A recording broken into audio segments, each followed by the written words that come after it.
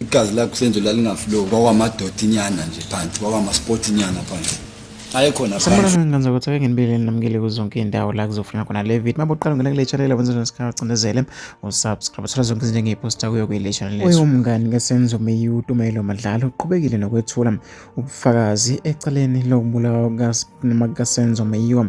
Inkantolo ephakeme yasePitoli uqhubeke wathi umebuza ukuthi ngobani abanye ke babekhona ngesikhathi sikamama. Angibazi labo besefikile.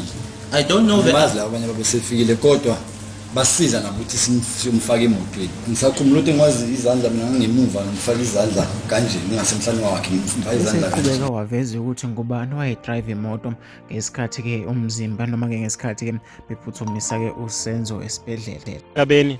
Lapho umakhe naye weza kithi esekhala then wasitshela ukuthi kusenza kasekho nani so wonke umuntu wayesekhala ke nje so mangifika elele bengikhala so ngimbuza senzo kanti ngibizela ukuthi ngizobona lento la.